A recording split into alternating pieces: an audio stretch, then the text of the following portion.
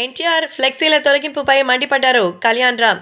మొత్తానికి కళ్యాణ్ రామ్ అయితే ఎన్టీఆర్ ఫ్లెక్సీలు తొలగించినటువంటి విషయాలపై ఒక్కసారిగా మండిపడ్డారు. అసలు తమ్ముడి విషయంలో ఎందుకు ఇలా ఆలోచిస్తున్నారో నాకైతే అర్థం కావడం లేదు.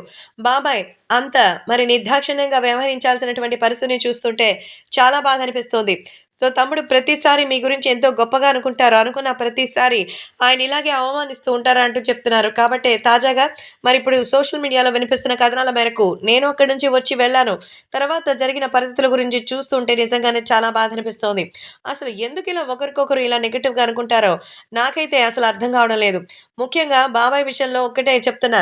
జూనియర్ ఎన్టీఆర్ చాలా మంచి వ్యక్తి. అంతేకాకుండా బంధాలకి, బంధుత్వాలకి ఎక్కువ విలువనిస్తారు. అలాంటి వ్యక్తిని మీరు రోజు రోజుకి కోల్పోతూ వస్తున్నారు. ఆయనింత దూరం పెట్టడం కాదు, దగ్గరికి తీసుకోండి. ప్రేమను చూపించండి. ఆయన మీకు దాసోహం అయిపోతారు. అంతేగాని ఛాలెంజ్ విసిరేలా సవాలు చేస్తూ, పోరాటానికి, కయ్యానికి కాలు దువ్వుతుంటే ఎలా? మేము మీకు సంబంధించినటువంటి వారసులం కాదా? మీ అన్న బిడ్డలమే కదా! అంటూ కళ్యాణ్ రామ్ ఎమోషనల్ అవుతున్నారు. సో, రాజకీయాల్లో మీకు సపోర్ట్ చేయలేదని, రాజకీయాల్లో ప్రచారాలు చేయలేదని, లేదా మీరు ఏదో చెప్పినట్టుగా నడుచుకోలేదని చెప్పి, ఇలా అరాచకానికి ప్రవర్తిస్తే అసలు మీ వాళ్ళకి, మాకు తేడా ఏముంటుంది? మరి అలాంటప్పుడు నిజంగానే మమ్మల్ని నందమూరి వారసులుగా అనుకోకపోతే, కనీసం మాకివ్వాల్సిన గౌరవ మర్యాదలన్నా ఇవ్వాల్సింది. మాకు అభిమానులున్నారు. వాళ్ళకి అభిమానాలుంటాయంటూ గుర్తు చేశారు కళ్యాణ్ రామ్.